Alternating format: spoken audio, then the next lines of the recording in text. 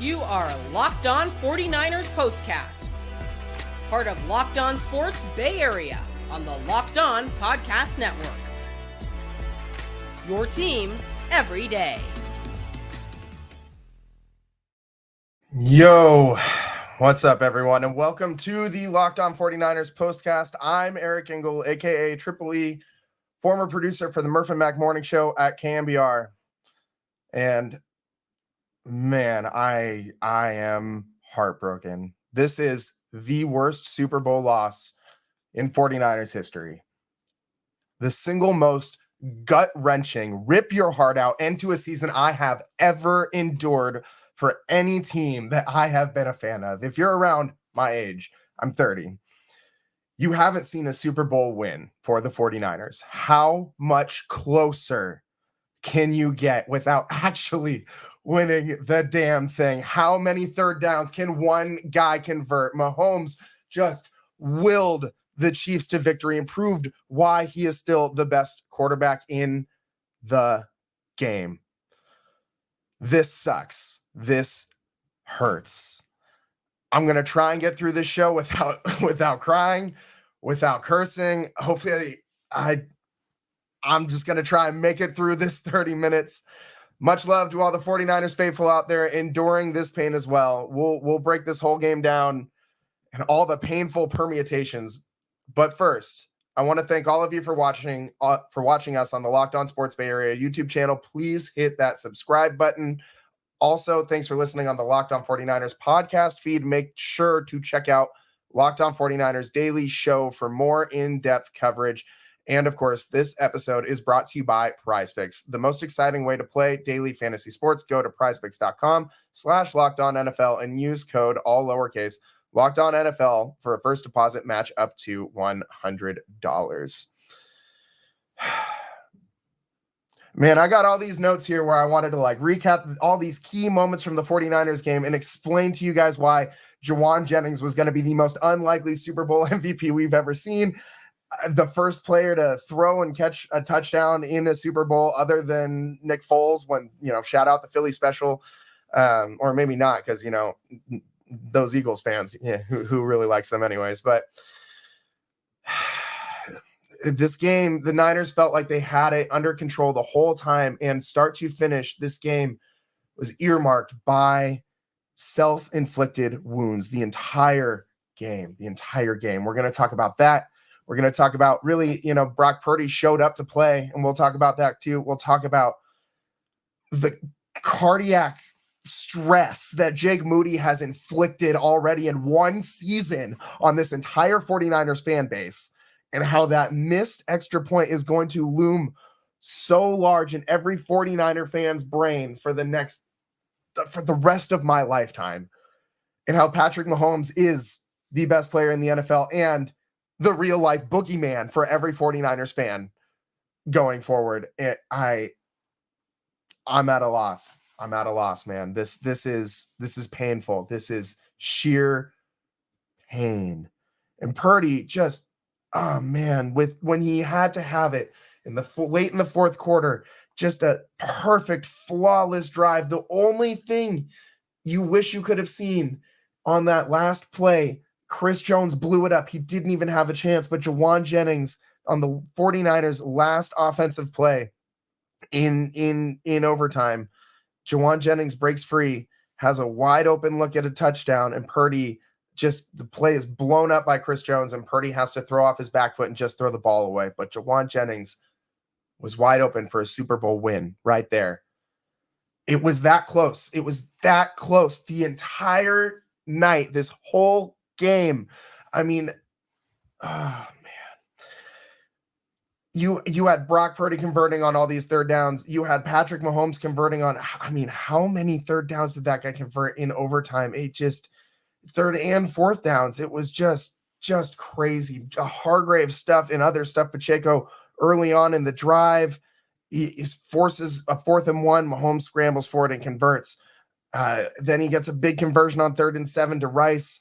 Mahomes tucks and runs on another third down right after that and gets into the red zone. Then he finds Kelsey down to the 5-yard line. And then, of course, the final backbreaker touchdown pass to Mecole Hardman for a 3-yard score. We were going into this game, one of the main matchups I was looking to watch was the 49ers run game versus the Chiefs D, the run D specifically. And that proved to be a matchup to watch. The 49ers kind of got away from that run game early in the second half and seemed to lose their rhythm offensively. And that allowed the Chiefs to kind of come back and squiggle their way back into this game. And it's Patrick Mahomes. You got to lay it on him. You got to keep the gas pedal on. And it's not that the 49ers didn't try to do that. They definitely did. Getting away from the run game did not help. And this Christian McCaffrey had a nice game. You saw him rolling at the end. The 49ers were wearing the Chiefs down. The Chiefs defense looked tired. But, Chris Jones is one of the most single impactful players. If you had to pick one guy on this Chiefs team not named Pat Mahomes, that was a problem for the 49ers for this entire game. It was Chris Jones. You saw him and Parnell. Oh my gosh. Both of these D tackles for the Chiefs just lived in the 49ers backfield today. And the amount of hits that Brock took, it just popped right back up. Like big testament to just the toughness of a Brock Purdy, and to keep coming out and just putting the ball, delivering the mail, putting the ball right on the money time and time again. Brock had a game. Like Brock was on. He did what he needed to do to win this game. And unfortunately the defense couldn't get it done. Brock finished with 255 pass yards, 1 touchdown, no picks, 23 of 38 passing, which is not what you usually see passing completion percentage wise from Brock Purdy. And of course, Pat Mahomes, who I'm assuming is going to win the Super Bowl MVP. I am not watching that garbage. I immediately turned off the national post game. I cannot bear to sit and watch another Chiefs Super Bowl celebration. All the Taylor Swift shots, man. I'm not going to come and attack Swifties and say Taylor Swift shouldn't be a part of this storyline, because she obviously is, but I can tell you I am so thoroughly sick and tired of this storyline at this point in my life. I just don't even need this anymore. I don't. And I'm someone who actually kind of enjoyed her music as like a little guilty pleasure, but this, I don't know if I can ever do that again. This completely ruins it for me. I will never be able to hear the name Taylor Swift and not think of this 49ers Super Bowl loss. This is the worst Super Bowl loss in 49ers history. The defense came to play and covered up these mistakes all night long until they just couldn't do it anymore. The defense looked gassed. Fred Warner was the only guy moving out there on those final drives. Man, this hurts. This hurts big time. 49er faithful, I feel you. If you feel me, let me know in the comments below. On the other side, we'll get more into a lot of these self-inflicted wounds 49ers play on defensive side of the ball. We'll continue breaking down all the permutations of this pain. We're going to get through it somehow. Not sure how, but we'll do it. Coming back on the other side, you're watching Locked On or listening to Locked On 49ers postcast on Locked On 49ers on Locked On Sports Bay Area or on the Locked On 49ers channel. Thanks so much. We'll be right back.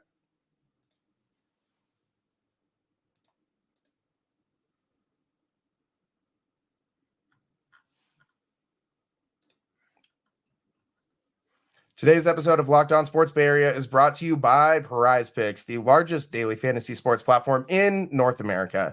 With PrizePicks, you can earn up to 25 times your money this football season, and it is super simple and straightforward to use. In just about 60 seconds, I can make my picks and submit my entry. And here's what my play was for the Super Bowl, since I don't have another game to tease for you guys.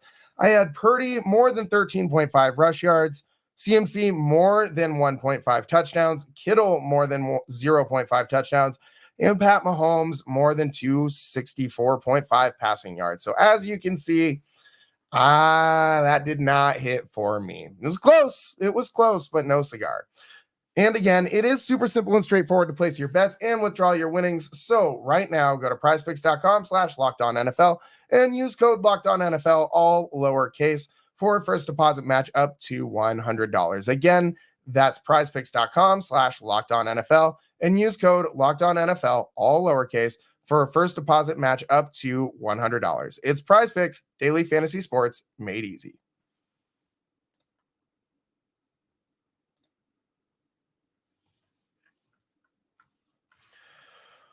Welcome back to Locked On 49ers Postcast. I am your host, Eric Engel, aka Triple E from the Murph and Mac Show, formerly on KMBR.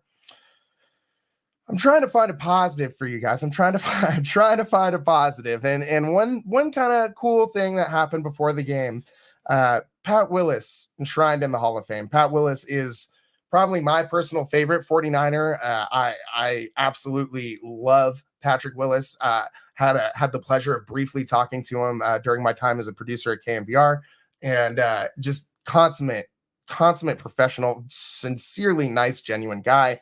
And I can't tell you how great it is to just know that about somebody that you grew up just rooting for like that. I mean, just super great moment. You saw him absolutely juiced on the field before the game during the enshrinement. So shout out Pat Willis. Number 52 will live forever in Canton, and I'm so happy about that. He should have made it last year, but that's okay. He got in. We're happy about it.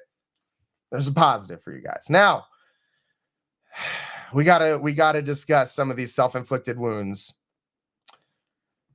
And it starts with Jake Moody. And it has been an adventure with this kid for the entire season. And I understand why the 49ers felt like they had to move on from Robbie Gould. And they went out and got the big leg kicker that seems to be the trend of the NFL. Robbie Gould could not kick 50-plus yarders. So we did see, some things from Jake Moody tonight that Robbie Gould flat out would not have been able to do.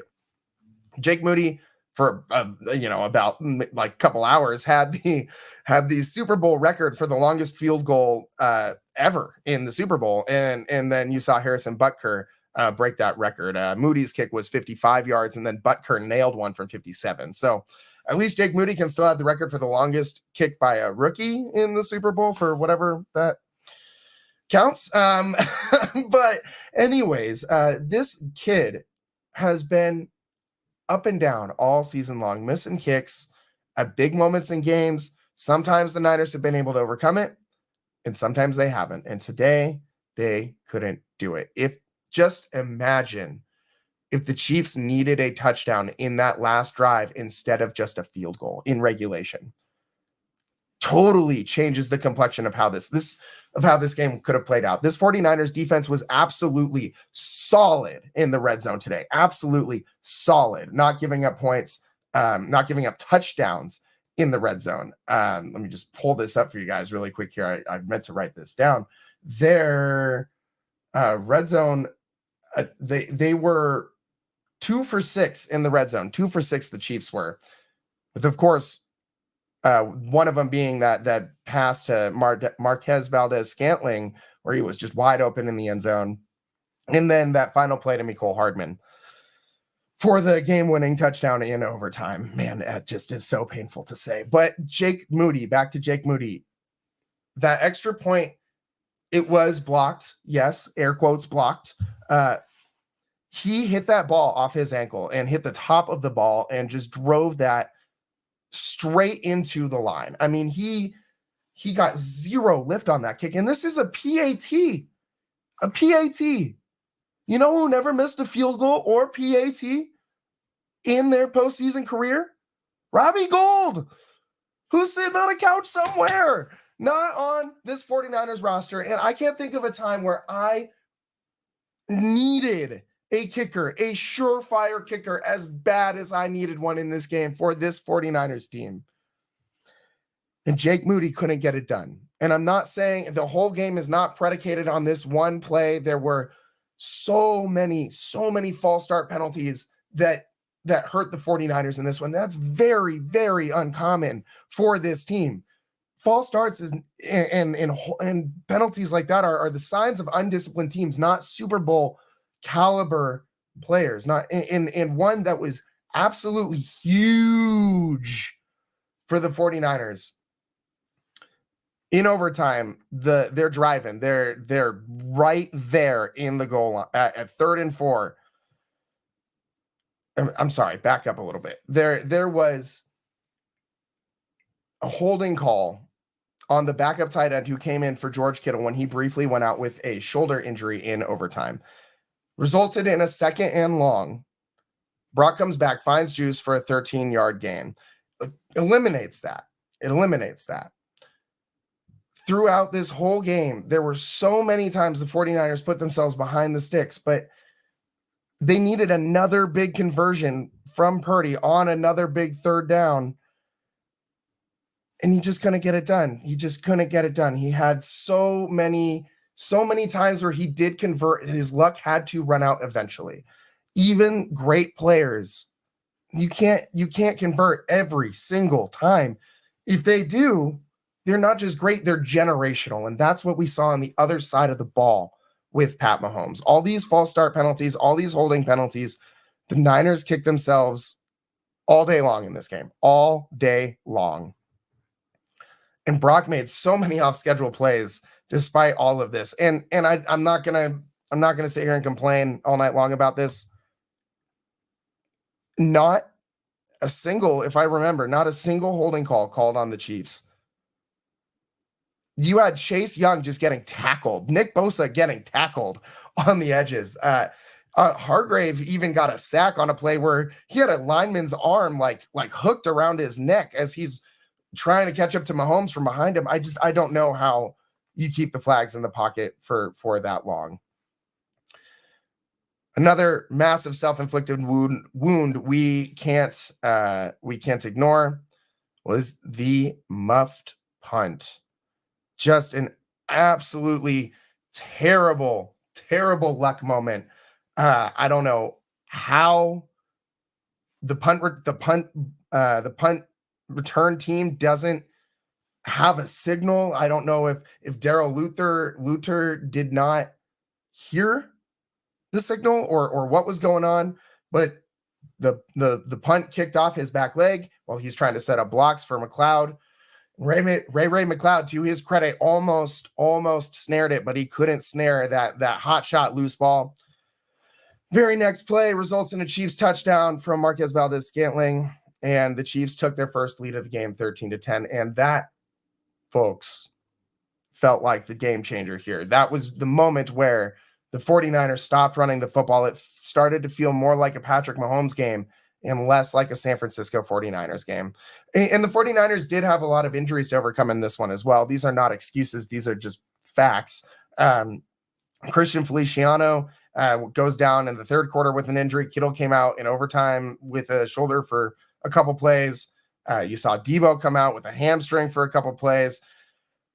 One guy who I feel like the 49ers really missed, and I just really wanted him on the field for this last drive in overtime, was Dre Greenlaw. We'll get into that loss on the other side and how much that affected this 49ers team and what it kind of made me think of, harking back to those, we talked about one of the guys, Patrick Willis, harking back to that era of 49ers teams. There was a stark image that popped up into my brain when I saw Greenlaw going into the tunnel. We'll get into that a little bit more on the other side. And we'll just, we'll try and get through it together. This is the Locked On 49ers postcast on the Locked On Sports Bay Area channel and on the Locked On 49ers podcast. I am your host, Eric Engel. Thanks for joining us. We'll be right back.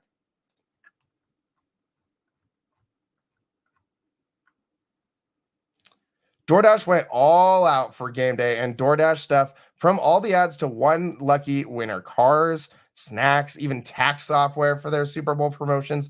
I'm wondering if they're even sending cars out to people. Wow, that's crazy. I mean, even Michael Sarah V. I thought that was a pretty good one too. I wonder if Michael Sarah himself brought that to the winner. Anyways, who has the time or energy to cook or pick up last minute items during the big game or any other game for that matter? I don't care if it's Warriors, Niners, whatever.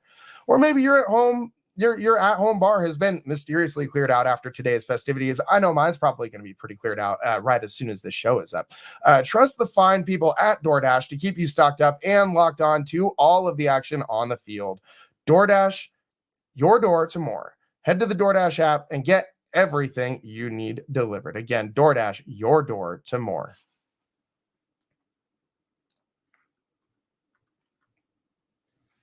Welcome back to the Locked On 49ers postcast. I'm your host, Eric Triple E Engel. You might know me from the Murph and Max show, which I produced for a couple years at KMBR. And we're going over the absolute heartbreak, just downtrodden ending to this 49ers game. I'm running out of words. I'm running out of emotions. Not running out of emotions, filled to the brim with terrible emotions right now, but we're going to get through it, 49ers fans. We have a lot to look forward to in coming seasons. We'll talk about the playoff window in a little bit and how much longer that can stay open for. But first, we got to discuss Dre Greenlaw. This team feels like there's some kind of curse haunting it. And again, I'm not going to use injuries as an excuse, but they still had every opportunity to win this game despite this happening.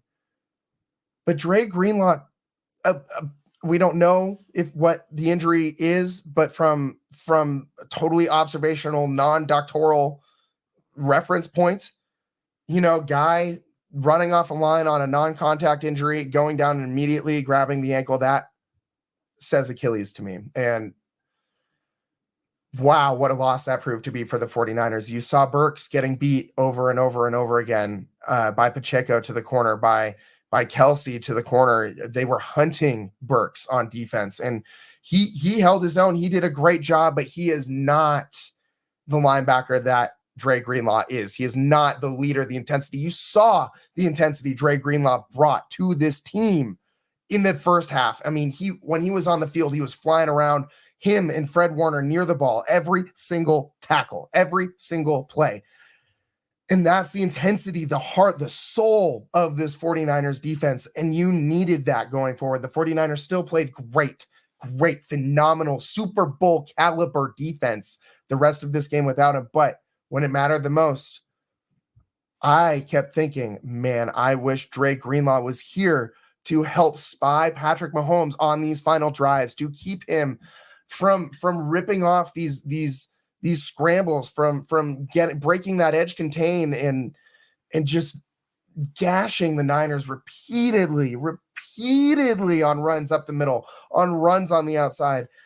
There were very few of these plays that the 49ers were able to stop. And I thought Tony Romo did a great job on the broadcast explaining why the Chiefs don't do this in the regular season, because of the injuries Mahomes has sustained in the past on those bootlegs, on those runs, but you saw him do plenty early in his career, and he still can do them. Again, Patrick Mahomes, best player in the NFL, bar none, can do it all. And that's just another weapon in his bag. And he's talk about a bag. Mahomes got the no-look throw, the deep passes, the scrambles, the sixth sense of feeling pressure. I mean,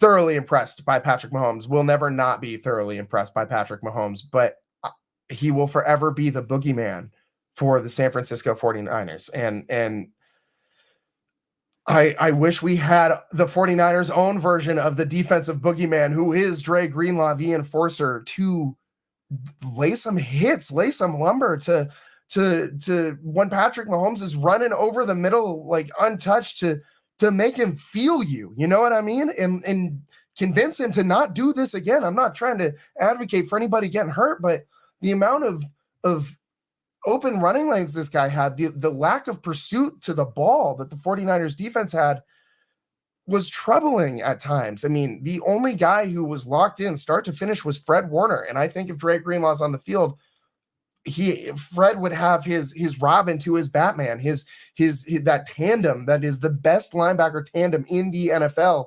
And it's just not the same when he's not out there. And we missed it. We missed Drake Greenlaw tonight. We really did.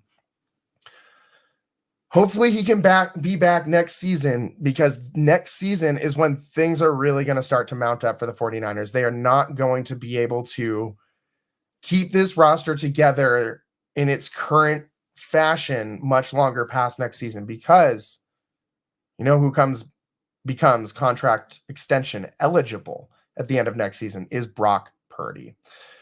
49ers are going to pay this guy. They have to. They absolutely have to. You think about the tumultuous journey it has been at quarterback since, Jeff Garcia, if you want to give Jeff, or Alex Smith was here for a really long time too, but even that had its peaks and its valleys. I love Alex Smith, the 49er, and we'll never forget that epic playoff game against the Saints. There's some good memories for all of us 49er faithful, but it was an adventure with him as well. And 49ers fans have always wondered what would have happened if they took the hometown kid, Aaron Rodgers, instead of Alex Smith. And then you had, CJ Beathard and all, all the adventures after, and Nick Mullins and all these different guys.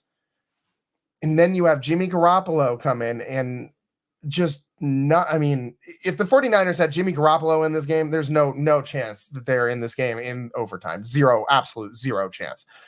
They need Brock Purdy. They will re-sign him. He is the quarterback of the future for this team. He is not going anywhere. But the entire reason the 49ers are able to construct their roster the way they have is because Brock Purdy is on a rookie contract.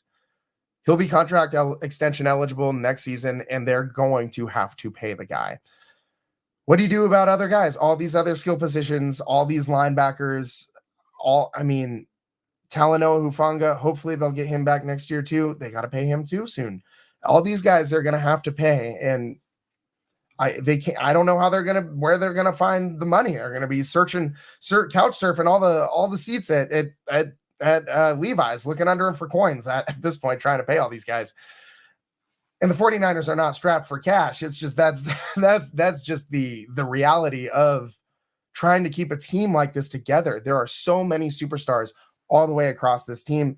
Who knows how much longer they're going to all be here for. This has been a ride, to say the least. And this was probably their best shot at winning in all the Super Bowls that I've seen. I think of the Colin Kaepernick, Michael Crabtree hold, the Jimmy Smith hold on Crabtree that was never called. It was either holding or pass interference, but you can't tackle a guy at the line of scrimmage. This is a more painful loss than that.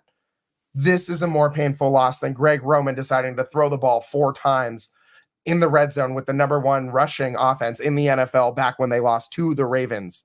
This is more painful than that.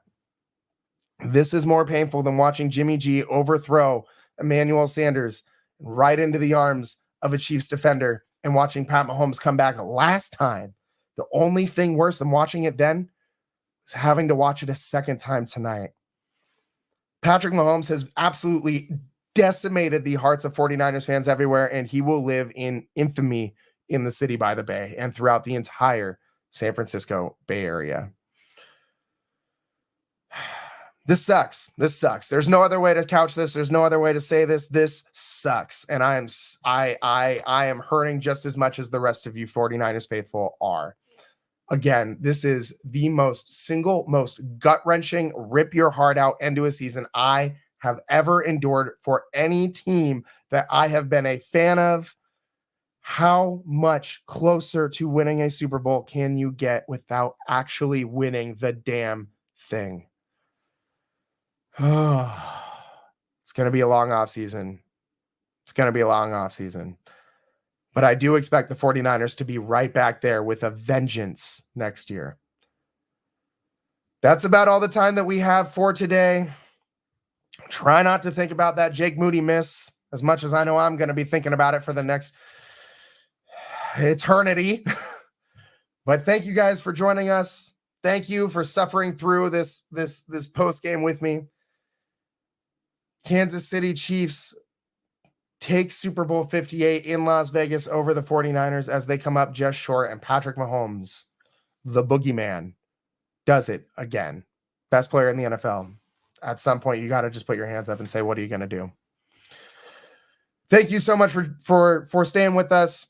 My name's Eric Engel. This is the Locked On 49ers postcast on the Locked On Sports Bay Area channel. Thank you, however, you're getting us on YouTube on the Locked On 49ers podcast channel.